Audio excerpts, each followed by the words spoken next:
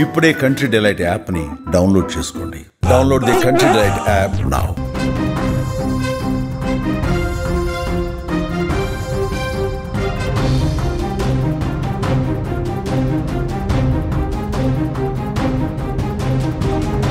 Breaking news చూస్తున్నాం. Anchor స్వేచ్ఛ ఆత్మహత్య కేసు మరో మలుపు తీసుకుంది.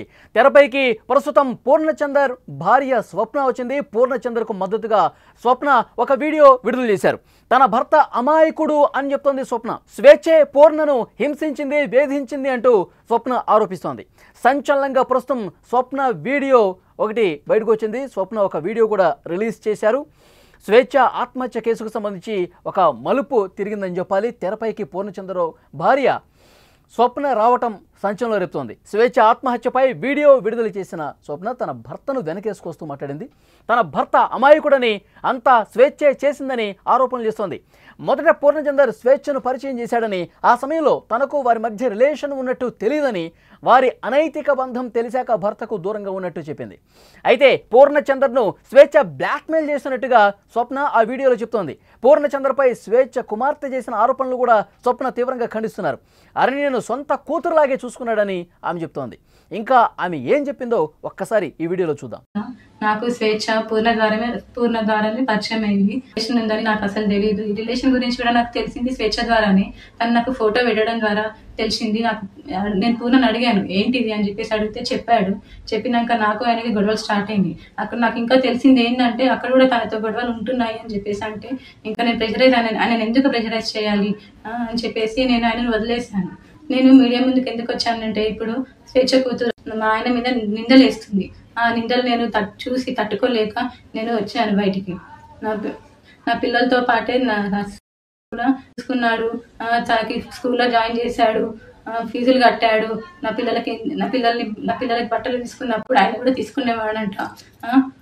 నేను నీ కన్న తండ్రి కూడా వదిలేసి వెళ్ళిపోతే కూడా పూర్ణ ఆ స్థానం తీసుకున్నాడు. కన్న తండ్రి కన్నా ఎక్కువనే చూసుకున్నాడు. నా కూతురుని ఎలా అయితే చూసుకున్నాడో నిన్ను కూడా అలానే చూసుకున్నాడు. కానీ నువ్వు ఇలాంటి నిందలు వేయడం కరెక్ట్ కాదు. ఇంకా స్వేచ్ఛ కూడా చాలా నన్ను టార్చర్ పెట్టింది. ఈ విషయం తెలిసినాక కూడా నేను డిప్రెషన్లోకి వెళ్ళిపోతే నన్ను పూర్ణ కాశీకి తీసుకెళ్ళాడు మైండ్ రిఫ్రెష్మెంట్ కోసం. తీసుకెళ్తే అక్కడ కూడా ఫోన్ చేసి సతాయించింది. ఎందుకు తీసుకెళ్తున్నావు, ఆమె ఎవరు అని చెప్పేసి నువ్వు తీసుకెళ్తున్నావని సతాయించింది. ఆయన ఫోన్ లిఫ్ట్ చేయకపోతే నా ఫోన్కి వేసి సతాయించింది. అసలు ఎక్కడికి తీసుకెళ్ళినా, ఫంక్షన్కి వెళ్ళినా, ఎక్కడున్నా కూడా నువ్వెందుకు ఆమెతో ఉంటున్నావు, నా దగ్గరకు వచ్చేసాయి అని చెప్పేసి చాలా బ్లాక్మెయిల్ చేసింది. ఎప్పుడు చూడండి స్లీపింగ్ పిల్స్ మింగడం. నాకు ఆడపిల్ల ఉంది. స్వేచ్ఛ కూతురు కూడా పూర్ణ నా కూతురు లాగానే చూసుకున్నాడు. నాకు తెలియకుండా పిల్లలని ఆమె దగ్గరికి తీసుకొని వెళ్ళి ఆడిపిస్తుండే వచ్చేవాడు. తర్వాత నాకు నా పిల్లలు చెప్పారనమాట, అమ్మ ఒక అక్క దగ్గరికి వెళ్ళి ఆడుకుంటున్నాను, ఒక ఆంటీ ఉన్నది, ఒక ఆంటీ నన్ను అమ్మ అని పిలవమని చెప్పింది అని చెప్పేసి నా కూతురు చెప్పింది. నా కూతురు చెప్తే నాకు తెలిసింది. తన వెనకాల ఎవరుండి చెప్పిస్తున్నారో కూడా నాకు తెలీదు. కానీ ఇవన్నీ చెయ్యొద్దు. మా ఆయన మీద నాకు నమ్మకం ఉంది. ఆయన అంత చెడ్డ మనిషి కానే కాదు. ఇంత చేరదీసిండు నిన్ను మీ మమ్మీని ఇంత చేరదీసినా కూడా నా బతుకుని మీ మమ్మీ ఏం చేసిందమ్మా, తీసుకొని మమ్మల్ని రోడ్డు పాలు చేసేసింది. నాకు కూడా నా జీవితము ఏంటి, నా పిల్లల భవిష్యత్తు ఏంటి. నాకు కోర్టు మీద నమ్మకం ఉంది. మా ఆయన నిర్దోషి. నేను ఆయన ఎలాగైనా కాపాడుకుంటాను. స్వప్న చెప్తున్నటువంటి మాటలు ఏకంగా ఈ కేసులో నిందితుడిగా ఉన్నటువంటి భార్య స్వప్న స్వయంగా రంగంలోకి దిగి మృతురాలపైనే ఆరోపణలు చేస్తూ ఉంది. స్వేచ్ఛ మొత్తం చేసింది, స్వేచ్ఛ వేధింపులకు గురి చేసింది, మమ్మల్ని నానా రకాలుగా ఇబ్బందులకు గురి చేసింది అని మాట్లాడుతూ ఉన్నారు. ఇంకా స్వేచ్ఛ కూతురు మీద ఆరోపణలు చేస్తోంది. ఏదైతే అరణ్య ఆరోపణలు చేస్తోందో పూర్ణ తన్ను బ్యాక్ టచ్ చేసేవాడు, పూర్ణ పద్ధతి అసలు సరిగా ఉండేది కాదు, స్వేచ్ఛ నా తల్లి ఉన్నప్పుడు ప్రేమగా ఉండేట్టు నటించేవాడు, కానీ మనసులో పూర్తిగా మైండ్లో విషాన్ని నింపుకొని ఉన్నాడు అంటూ ఇప్పుడు అరణ్య ఆరోపణలు చేస్తున్నటువంటి పరిస్థితి ఉంది. కానీ ఇది వాస్తవం కాదు అని ఇప్పుడు పూర్ణ భార్య స్వప్న ఒక వీడియో రిలీజ్ చేసింది. అది మీరు విన్నారు. పూర్తిగా స్వేచ్ఛే మమ్మల్ని నానా రకాలుగా ఇబ్బందులకు గురి చేసింది. వీళ్ళ అనైతిక బంధం గురించి నాకు ఎప్పుడైతే తెలిసిందో నేను పూర్తిగా డిప్రెషన్లోకి వెళ్ళిపోయాను. మా మధ్య గొడవలు జరిగినాయి. ఆ తర్వాత నేను ట్రీట్మెంట్ తీసుకుంటున్నటువంటి సమయంలో కూడా పూర్ణ నన్ను ఆసుపత్రిలో జాయిన్ చేపించి ట్రీట్మెంట్ తీసుకుంటున్నటువంటి సమయంలో కూడా స్వేచ్ఛ నేరుగా పూర్ణకి ఫోన్ చేయడం, నాకు ఫోన్ చేయడం, విపరీతంగా మా మధ్య ఒక మనస్పర్ధలు క్రియేట్ అయ్యే విధంగా మా మధ్య చాలా పెద్ద ఎత్తున గ్యాప్ వచ్చే విధంగా ప్రయత్నం చేసింది స్వేచ్ఛ అంటూ ఇప్పుడు స్వేచ్ఛ మీదే ఆరోపణలు చేస్తూ ఉంది స్వప్న. తన భర్త నిర్దోషి, తన భర్తకి ఏ పాపం తెలియదు, స్వేచ్ఛే పూర్తిగా నా భర్తను చెడగొట్టింది అన్న స్థాయిలో ఇప్పుడు స్వప్న మాట్లాడుతున్నటువంటి పరిస్థితి కనిపిస్తోంది. నా భర్త నిర్దోషి, నా భర్తను నేను ఎలా కాపాడుకోవాలో నాకు తెలుసు, కోర్టులో మాకే న్యాయం జరుగుతుంది అని స్వప్న చెప్తున్నటువంటి పరిస్థితి ఉంది. కానీ స్వేచ్ఛ తండ్రి చాలా సీరియస్ అలిగేషన్స్ పూర్ణ మీద చేస్తూ ఉన్నాడు. పూర్ణ 5 సంవత్సరాలుగా నా కూతురు వెంటపడి వేధించి నేను నిన్ను పెళ్లి చేసుకుంటానని నమ్మించి మోసం చేశాడు. మోసం చేసిన కారణంగానే ఇప్పుడు స్వేచ్ఛ ఆత్మహత్యకు పాల్పడింది అంటూ ఆయన ఆరోపణలు చేసిన పరిస్థితి. పోలీస్ స్టేషన్కి వెళ్ళి కేసు పెట్టారు. ప్రస్తుతం కేసు నమోదైంది. అరణ్య చెప్పినటువంటి సమాచారం ఆధారంగా కూడా పోక్సో చట్టం కింద కేసు నమోదు చేశారు పూర్ణ మీద. ఇప్పుడు అతను అరెస్ట్ అయ్యి జైల్లో ఉన్నటువంటి పరిస్థితి ఉంది. అయితే స్వప్న ఇప్పుడు రిలీజ్ చేసినటువంటి వీడియోని ఏ విధంగా చూడాల్సిన అవసరం కనిపిస్తోంది. స్వప్న నేరుగా ఇప్పుడు మృతురాల మీద ఆరోపణలు చేస్తుంది, ఫిర్యాదు చేస్తూ ఉంది. స్వేచ్ఛ పెట్టినటువంటి ఇబ్బందుల కారణంగానే నా భర్తకు నాకు మధ్య మనస్పర్ధలు వచ్చాయి, మా కాపురంలో చిచ్చు పెట్టింది స్వేచ్ఛ అంటూ ఏమి మాట్లాడుతున్నటువంటి పరిస్థితి ఉంది. సో పోలీసులు ఇన్వెస్టిగేట్ చేస్తూ ఉన్నారు. ప్రతి ఒక్క విషయాన్ని క్షుణ్ణంగా పరిశీలిస్తూ ఉన్నారు, అబ్జర్వ్ చేస్తూ ఉన్నారు. ఎప్పుడైతే స్వేచ్ఛ ఆత్మహత్య వెలుగులోకి వచ్చిందో పూర్ణ పేరు వినిపించింది. పూర్ణ గత కొద్ది రోజులుగా స్వేచ్ఛతో చాలా సన్నిహితంగా మెలుగుతూ ఉన్నారు. అయితే ఈ బంధం గురించి మాకు కూడా రీసెంట్గానే తెలిసింది. ముందు నుంచి మాకు అసలు సరైనటువంటి సమాచారం కూడా స్వేచ్ఛ చెప్పలేదని తండ్రి చెప్పడం కూడా మనం చూసాం. సో జనశక్తిలో పనిచేస్తున్నారు, ప్రజల కోసం మేము పోరాటాలు చేస్తాం, ప్రజల కోసం పనిచేస్తూ ఉన్నాం. దాంట్లో భాగంగా మా బిజీలో మేము ఉన్నాం. కానీ నా కూతుర్ని తీవ్రంగా వేధింపులకు గురి చేశాడు పూర్ణ వల్లే చాలా చాలా మనోవేదనకు స్వేచ్ఛ గురైంది. అతను ముందు రోజు కూడా ఫోన్ చేసి చాలా ఇబ్బందికరంగా మాట్లాడాడు.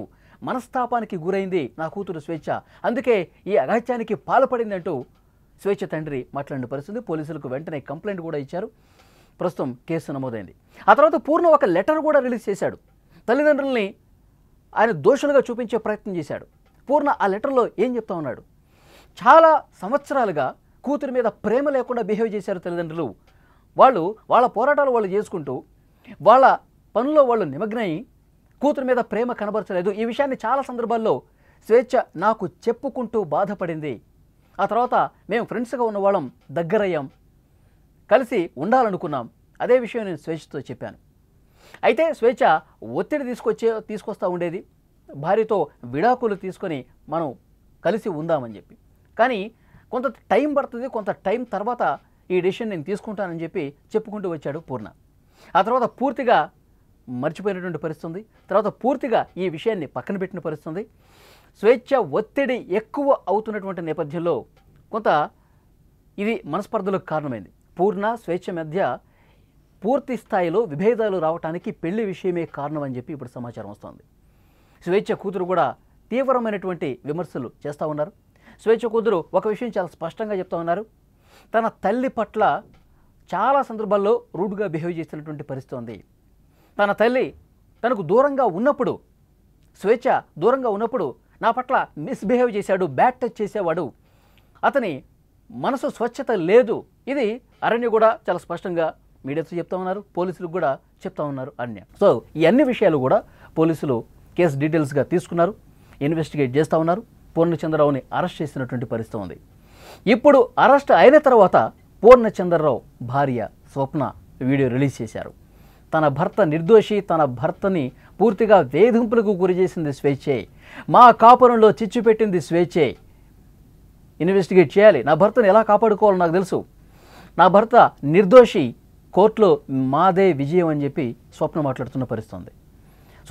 స్వప్న ఏ విధంగా మాట్లాడిందంటే స్వేచ్ఛ పూర్తిగా మా కాపురాన్ని కూలదోసేసింది అన్న స్థాయిలో మాట్లాడుతుంది.